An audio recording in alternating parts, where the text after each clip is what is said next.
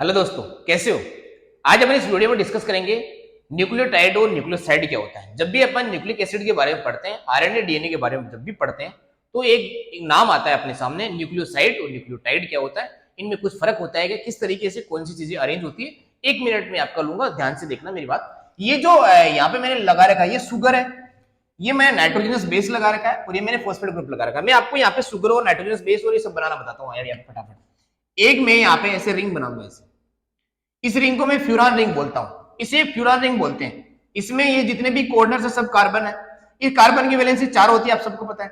यहाँ पे 1 number carbon है, 2 नंबर, 3 नंबर, 4 नंबर और 5 नंबर पे यहाँ पे मैं कार्बन चिपका देता हूँ और कार्बन की वैलेंसी पूरी कर देता हूँ OH के सामने। देखो इस कार्बन के अपोजिट डायरेक्शन में OH और नीचे H लगा दो, इस पूरी लाइन में H लगा दो, इस पूरी लाइन में H लगा दो और यहाँ पे जहां पे जगह बच गई वहां पे लगा दो OH।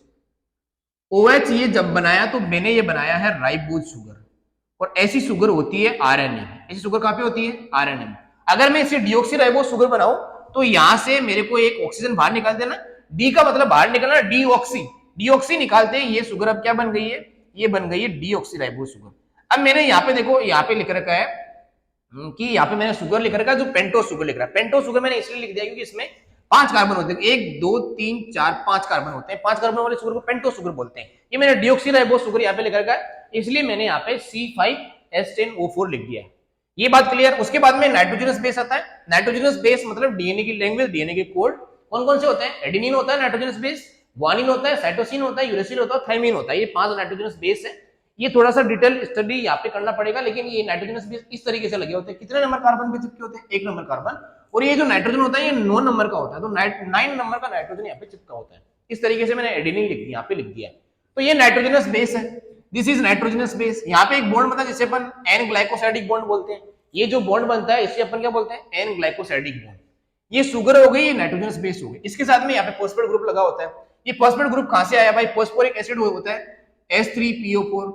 H3PO4 को कैसे डिजाइन करेंगे? P लगा दो सर पे, 2 डंडे लगा के ऑक्सीजन लगा दो, इधर OH लगा दो, इधर OH लगा दो और इधर OH लगा दो। ये क्या बन गया? Phosphoric acid.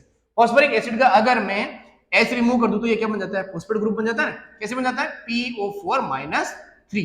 ये मैंने यहाँ पे इसके साथ में अटैच किया तो ये इस तरीके से फॉस्फेट ग्रुप चिपक गया। अगर यहाँ से मैं H रिमूव कर दूं तो इन दोनों पे कैसे चार्ज आ जाएंगे? Negative charge.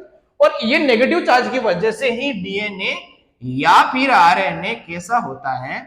नेगेटिवली चार्ज होता है। डीएनए कैसा होता है? मेनली डीएनए की बात करेंगे तो डीएनए कैसा चार्ज होता है?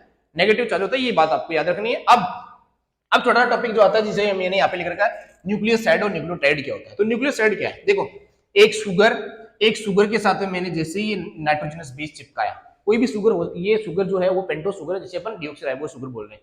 शुगर के साथ में जैसे मैं नाइट्रोजन बेस चिपकाया तो ये वाली जो यूनिट होती है उसे अपन बोलते हैं न्यूक्लियोसाइड। इसे अपन क्या बोलते हैं? न्यूक्लियोसाइड बोलते हैं। किस किस को न्यूक्लियोसाइड बोलते हैं? शुगर और नाइट्रोजनस बेस। शुगर और यहां से लेके यहां तक ये क्या है? ये न्यूक्लियोसाइड है। ये मुझे बताओ, अगर मैं ऐसे ही एक यूनिट को ऐसे सीधे सीधे लिंक करते हुए चला जाता तो ये सीधी लाइन बन जाती है। तो ये सीधी लाइन को अपन क्या बोल देंगे? न्यूक्लियोसाइड। सीधी लाइन को न्यूक्लियोसाइड। लेकिन मैंने क्या किया? इसको सीधा ना रखे टेढ़ा कर दिया। टेढ़ा क्यों कर दिया? क्योंकि मैंने फॉस्फेट ग्रुप चिपका दिया। फॉस्फेट ग्रुप चिपकाते ही ये लाइन देखो ऐसे हो गई, ऐसे हो गई, ये जिगजैग मोशन करने लग गई। तो ये जिगजैग मोशन जैसे कर रही है ऐसे, तो ये टेढ़ी हो गई। तो पहले सीधी थी, सीधा सीधा साइड हो गया और टेढ़ा होते टाइड बन गया। इसका मतलब टाइड कौन बन गया?